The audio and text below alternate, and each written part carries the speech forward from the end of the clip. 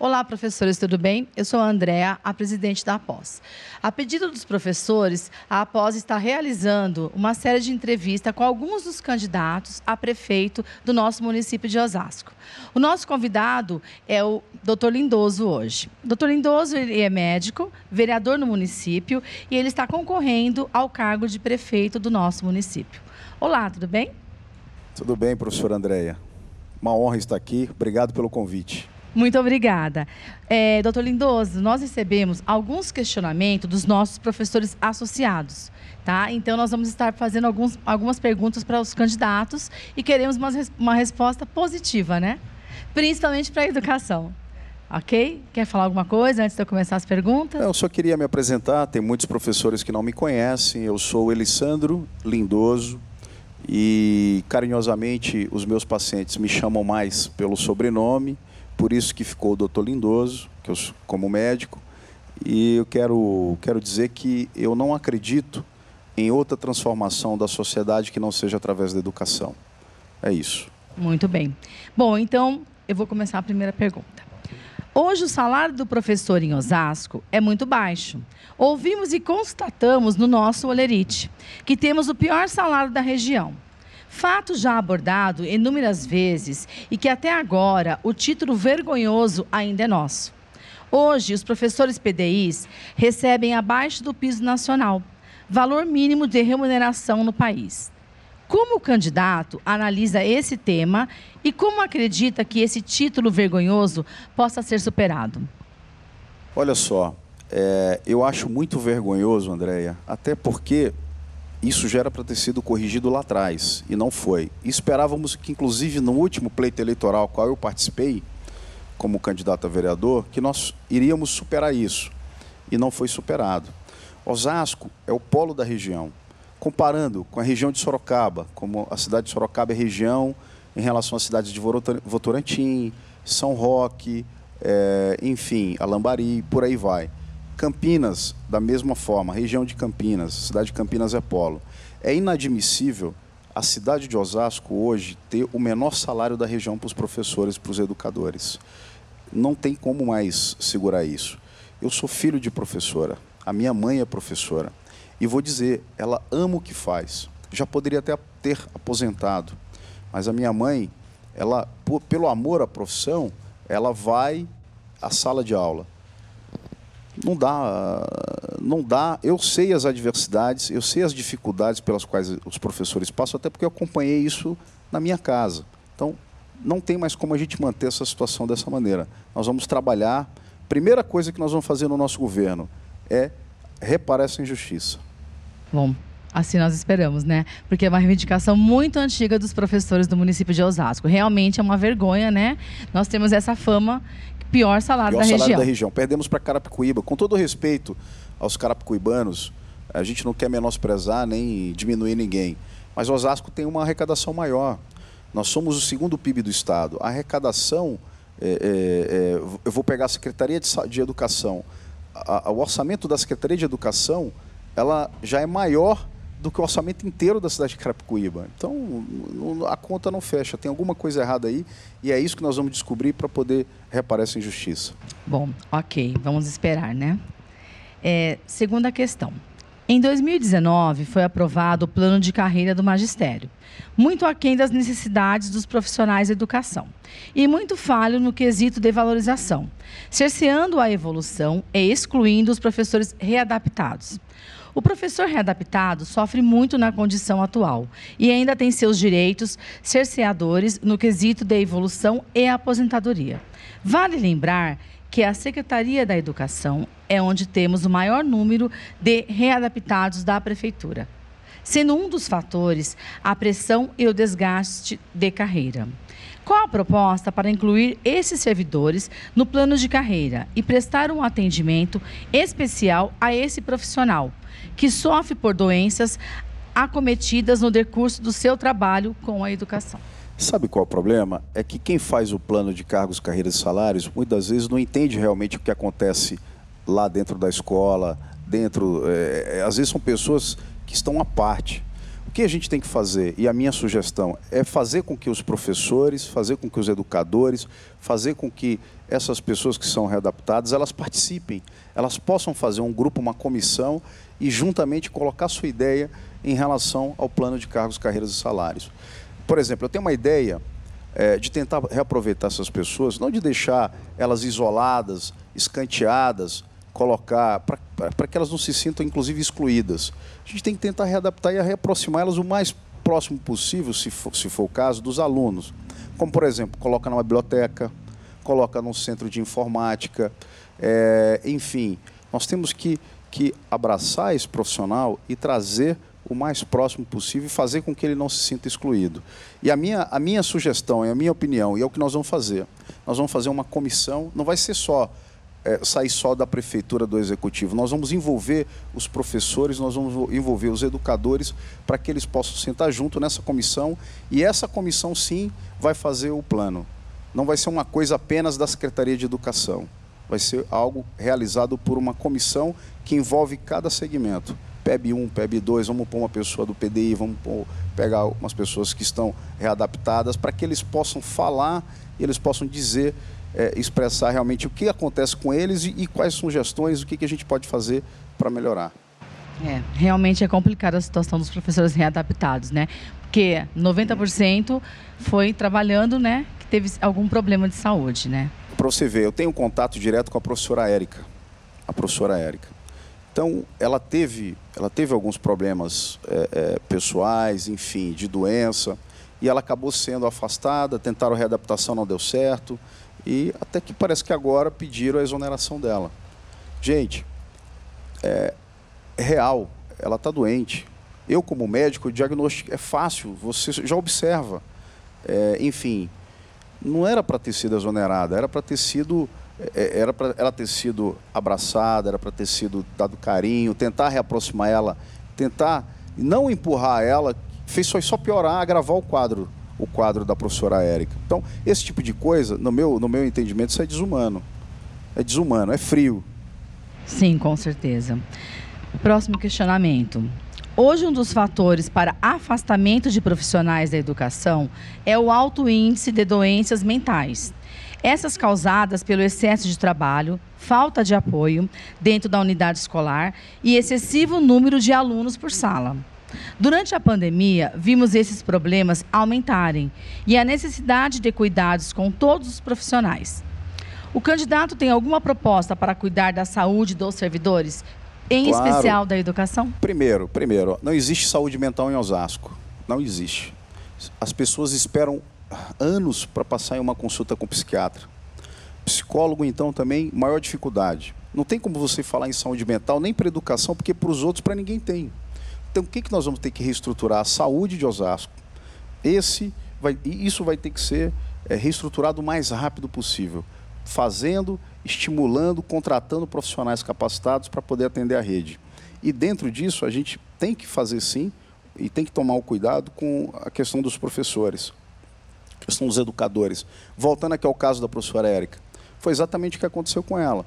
Ela começou a ficar doente, teve alguns problemas, enfim, mentais, começou a se sentir pressionada e acabaram não sabendo conduzir, lidar com a situação, não teve apoio da rede, não teve assistência médica e acabou piorando, acabou afundando o quadro. Hoje, graças a Deus, ela está melhor, nós temos falado, temos acompanhado e quem sabe, vamos olhar o processo dela para tentar ver se existe uma possibilidade dela voltar, que não seja na sala de aula, mas, como eu falei, num centro de informática, numa biblioteca, em alguma coisa desse tipo. Nós vamos ver algo específico para os educadores em relação ao acompanhamento psicológico, em relação a uma assistência médica direta para poder impedir e, se não impedir, para poder resolver essa situação o mais rápido possível.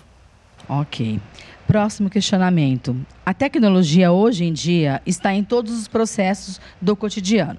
Em Osasco, uma das maiores reclamações que temos é a falta de equipamentos para desenvolver um bom trabalho nas salas de informática.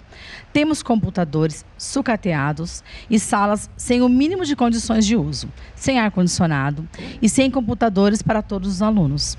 Qual é a proposta do candidato para a universalização do acesso à informática? Assim, ó, isso aí hoje tudo é tecnologia. Eu vou falar da parte médica.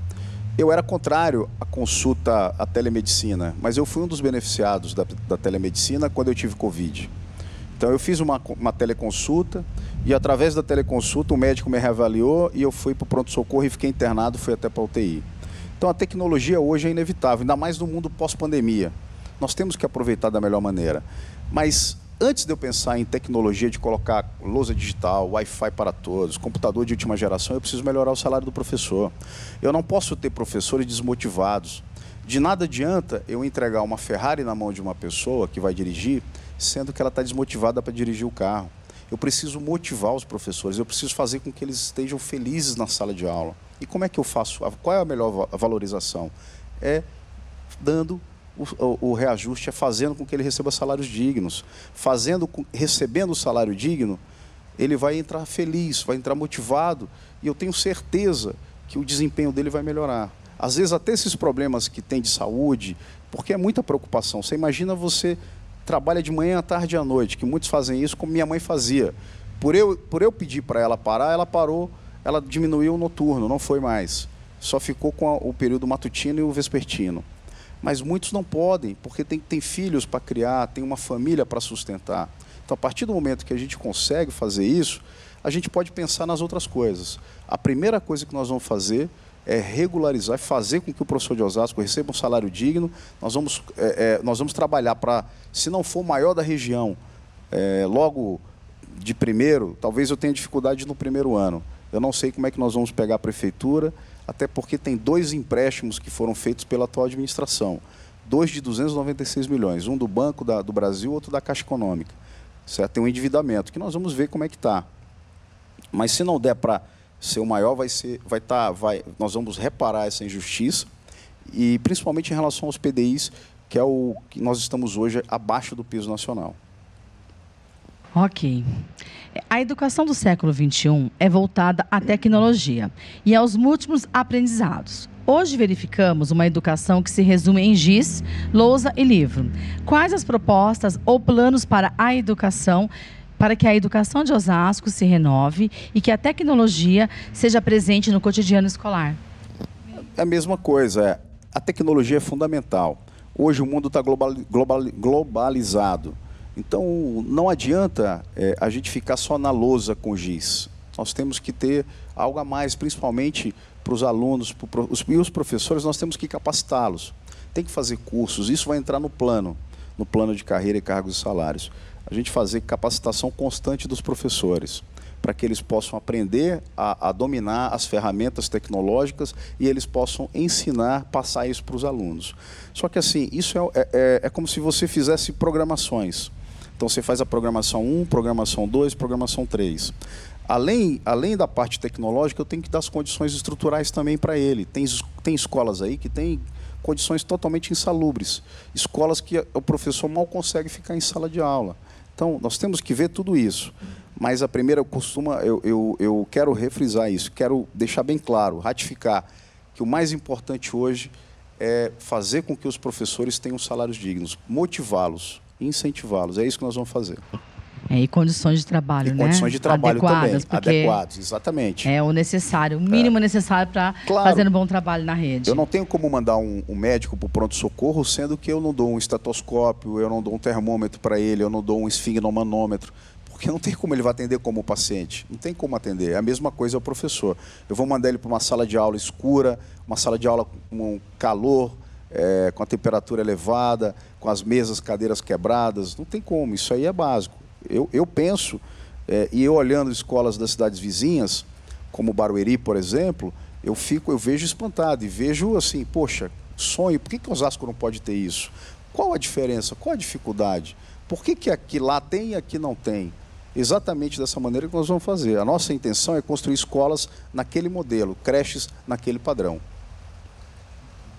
A relação entre o Poder Executivo e o professor se dá pelo secretário de Educação, nome que manterá o diálogo com todos os profissionais de educação. Candidato, você já escolheu quem irá ocupar a pasta? E qual o pensamento sobre educação o senhor acredita que esse ocupante deve ter? Não, na minha opinião, tem que ser eu gostaria que fosse uma professora. E a minha decisão é a seguinte: nós vamos sentar com vocês, com a Associação dos Professores, e eu gostaria que vocês me ajudassem a escolher alguém da rede para ser o secretário da Educação ou a secretária da Educação. Isso está registrado aqui. Não adianta eu querer... Isso é uma coisa que acontece de errado. E eu fico indignado com isso. Por isso, esse é um dos motivos de eu ser candidato a prefeito. Porque os vereadores influenciam diretamente na escolha dos diretores e dos coordenadores e na questão também do secretário de Educação. Eu acho que quem tem que ser o secretário de Educação é alguém técnico, é alguém que domine um assunto, e de preferência alguém que passe pelas adversidades da cidade. Então, eu quero discutir esse nome junto com vocês. Eu gostaria que vocês me dessem uma lista tríplice, por exemplo, e que dessa lista tríplice nós escolheríamos um nome que seria o secretário de Educação, que vai nos ajudar a fazer o plano de cargos, carreiras e salários e vai nos ajudar a resolver todas essas injustiças que estão sendo cometidas há décadas. Registrado, Está né? registrado, está Vamos gravado. cobrar. Em Osasco, temos um grande problema, que são os cargos em comissão.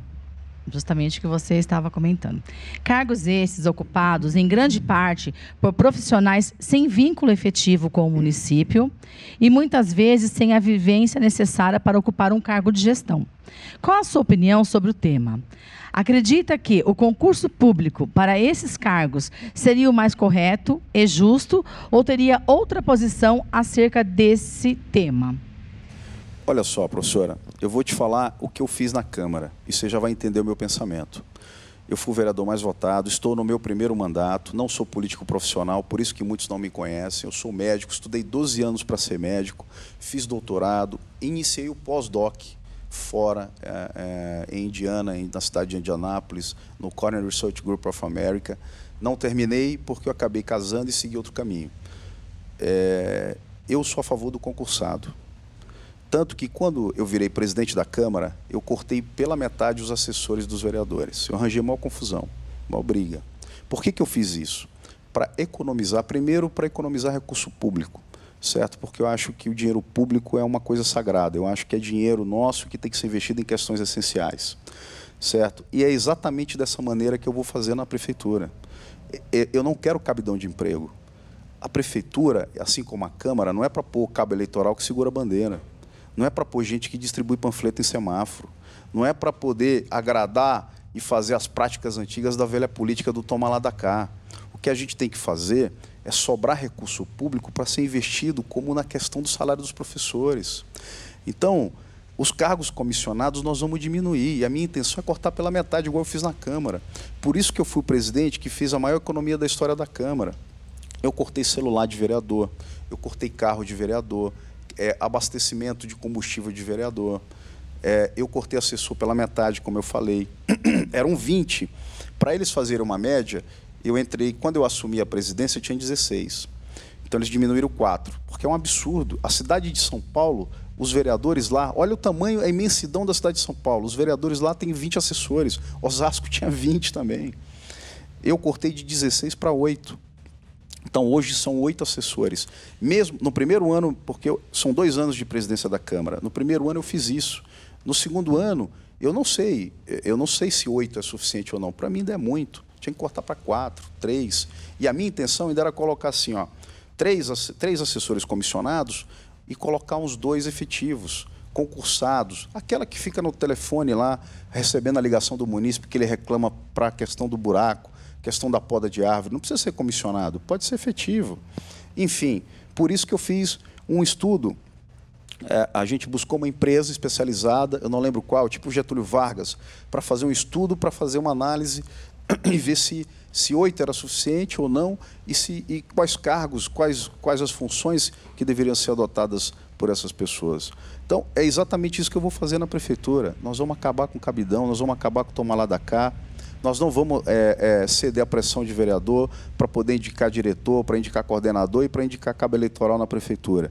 Por isso, fazendo esse corte, vai sobrar dinheiro, vai sobrar recurso. E nós vamos fazer uma das primeiras coisas com esse dinheiro que vai sobrar, valorizar os professores. Valorizar não só os professores, valorizar os profissionais da educação. Ok.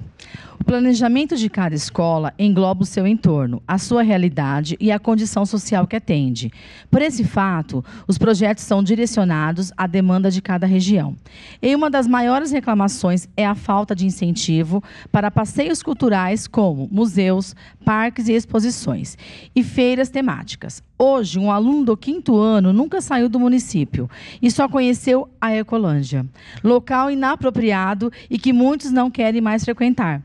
Como seria o plano para que o aluno tivesse acesso a esses locais culturais e que o planejamento da escola fosse cumprido utilizando esses locais de aprendizado, não só Ecolândia? Mas olha só, Andréa, nem tem museu em Osasco. Se você for ver, olha o museu, que vergonha que é. Olha a nossa biblioteca.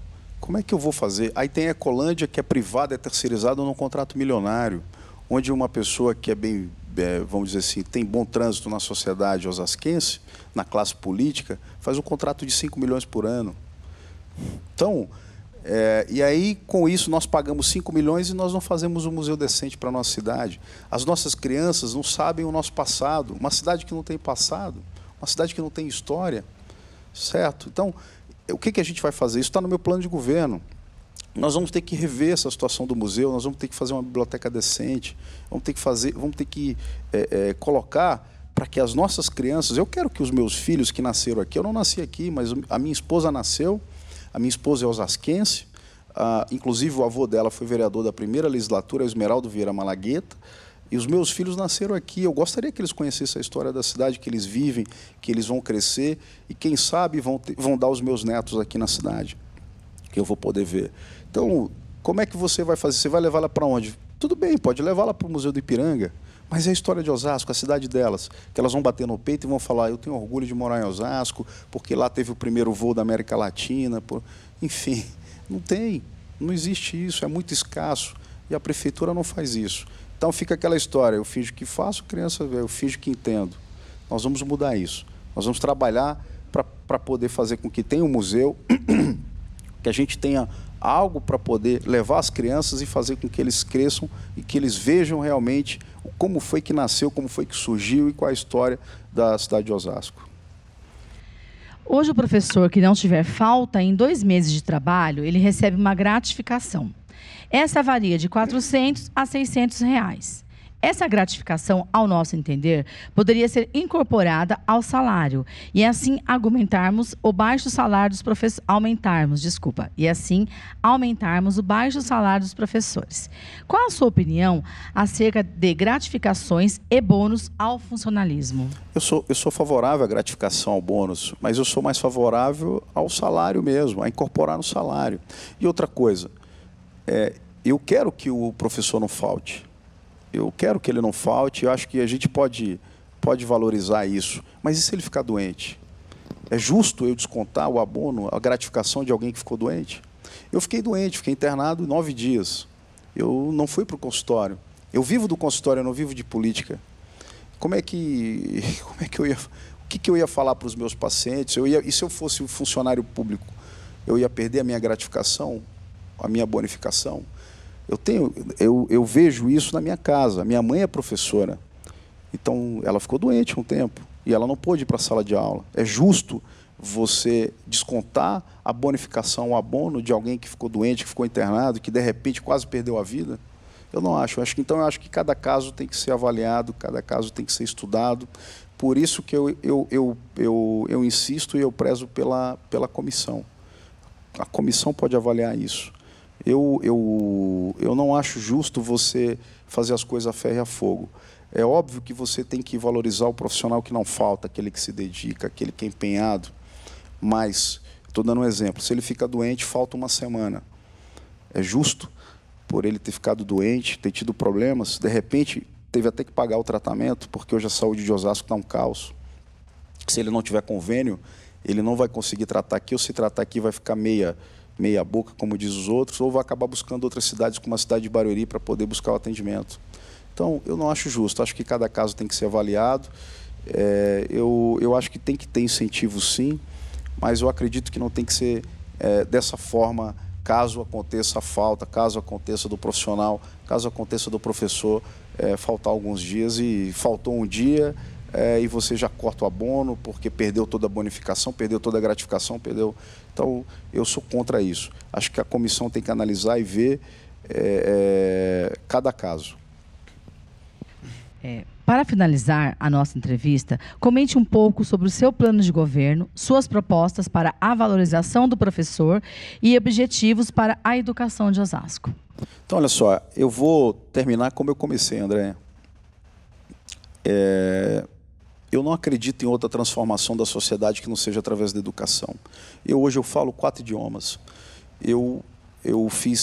Antes de fazer medicina, eu fiz direito. Eu passei na faculdade de Direito, tudo federal. Passei em administração estadual. Passei em veterinária estadual e fiz medicina na federal. Tudo do Maranhão. Eu vim para São Paulo, eu passei em primeiro lugar na prova do Banco de Olhos de Sorocaba. Fui aprovado em primeiro colocado. Eu fiz 4 provas de residência. Eu fiz em Brasília, no hospital de base. Eu fiz no Hospital São Paulo. Fiz no Hospital das Clínicas, eu fiz na Unesp e fiz no Banco de Olhos de Sorocaba. Eu passei nas 3, só não passei no HC. Passei no Hospital de Base, passei na Unesp e passei em Sorocaba em primeiro lugar. Fui para Sorocaba, que é o maior centro oftalmológico da América Latina, o Banco de Olhos de Sorocaba. Quem não conhece, acho que vale muito a pena ver. E isso tudo porque eu me dediquei aos estudos, porque eu tinha uma mãe professora que ficava: meu filho, estude, se você não estudar, você vai puxar carroça. E ficava querendo puxar, você vai puxar carroça. Você já ouviu essa expressão? Não? Já ouvi. Já ouviu, né? E eu, como era criança, eu ficava com aquilo: não quero puxar carroça, não, não quero puxar carroça, não. E estudei, me dediquei, estudei bastante. E eu fico até emocionado, porque ela estudava comigo. Ela lia os livros, depois fazia o questionário. E fazia para ver realmente se eu tinha entendido, para responder as perguntas do questionário de modo me fugiu, era descritivo. Eu tinha que escrever, certo, respondendo. E eu venci na vida. Hoje eu sou médico. Eu não venho de uma família rica. Eu venho de uma família humilde. Meu pai era o mais velho de uma família que teve que fazer aqueles cursos técnicos de contabilidade para poder ajudar a família, na renda familiar. A minha mãe é professora, você sabe bem a vida do professor, como é que é. Então, hoje eu ajudo meus pais, hoje eu ajudo minha família, graças aos meus estudos. Então, por que um menino carente, um menino de uma área pobre, se ele tiver condições de estudar, ele pode vencer também e ele pode mudar a realidade da família dele? Então, eu não acredito em outra transformação que não seja pela educação. E a política, ela está influenciada diretamente nisso. Se os governantes não conhecerem, não saberem disso, nós vamos ser um país atrasado, nossa cidade vai ser retrógrada. E é exatamente isso que a gente tem que investir. É óbvio que eu, como médico, eu vejo muita bandeira da saúde. Até porque a vida, sem vida, o que você vai fazer? Você morreu, acabou. Pelo menos nesse plano físico. Eu acredito em Deus, acredito ter um plano espiritual. E nós vamos fazer isso. Eu vou valorizar o professor. Eu quero ter um voto de confiança. Eu quero ter uma oportunidade. Eu acho que os que estão aí, principalmente que estão na disputa, um já foi prefeito, o outro está sendo prefeito, teve oportunidade, no qual, inclusive, eu dei essa oportunidade. Certo? Então, a oportunidade é dada. A pessoa tem que saber aproveitar a oportunidade. Se ela não souber aproveitar, paciência. Uma coisa é a pessoa ser meu amigo, outra coisa é uma pessoa ser legal, outra coisa é ser prefeito da minha cidade. A cidade que nós vamos cuidar da vida das pessoas, a cidade que nós vamos cuidar do futuro das pessoas. Então, eu vou valorizar o professor e eu já te disse como. Primeira coisa que nós vamos fazer é aumentar, corrigir essa injustiça da questão salarial. Nós vamos fazer isso. Como? Nós vamos ver a saúde financeira do município, mas eu vou cortar. eu vou cortar os cabos eleitorais, eu vou cortar o excesso de comissionado, para sobrar dinheiro, sobrar recurso, para poder investir realmente naquilo que é importante. E vou te falar, é muito importante a questão dos professores. Com isso, a gente pode aumentar o salário, a gente pode contratar mais professor, fazer mais concurso e montar aquela comissão que eu falei para você, que nós vamos escolher os diretores das escolas. Eu vou falar para os vereadores, não, aqui você não mexe, aqui não tem isso. Se você quiser, vai ser assim. Nós vamos escolher os diretores, nós vamos escolher os coordenadores e nós vamos fazer a educação andar. É isso, é exatamente isso. Aí nós vamos pensar na questão tecnológica, André, porque tecnologia hoje, ainda mais no mundo pós-pandêmico, é importantíssimo. E nós vamos ter que pensar também na questão das condições de trabalho de vocês. Tudo isso, essa comissão vai me ajudar. Vai ter um secretário que vai ser da lista tríplice que vocês vão me indicar, nós vamos escolher, e desse secretário, junto com a comissão, nós vamos definir as diretrizes, que caminho que a educação de Osasco vai seguir, para a gente poder tirar esses atrasados e poder fazer essa recuperação e não acontecer da gente ter perda de alunos, enfim, não ter essa educação que a gente tem hoje, uma educação medíocre na cidade de Osasco, por culpa dos governantes, por culpa de quem está lá. Essa é a realidade. Bom, pessoal, então esse é o Dr. Lindoso, candidato a prefeito do município de Osasco. Quero agradecer a participação aqui na nossa Associação dos Professores de Osasco. Tá? O vídeo depois nós iremos divulgar, tá? Na íntegra para todos os professores. E é isso, gente. Após fazendo o nosso papel. Eu acho ótimo, gostei bastante, André. Me senti bem à vontade e estou à disposição de vocês. Eu acho que ninguém faz nada sozinho, acho que nós fazemos as coisas em coletivo, em conjunto. Eu sempre penso que duas cabeças pensam melhor que uma, 10 então, bem mais. Eu queria agradecer primeiramente a Deus pela oportunidade, quero agradecer vocês pelo convite, agradecer toda a diretoria, a Renata, a Luciana, o Eduardo, quero agradecer também a equipe que ninguém, às vezes aparece só as pessoas no palco, mas não aparecem as pessoas por trás dos bastidores. Então quero agradecer o Henrique, o Roger e o Wendel, é isso, pelo carinho, enfim, pela simpatia que vocês são.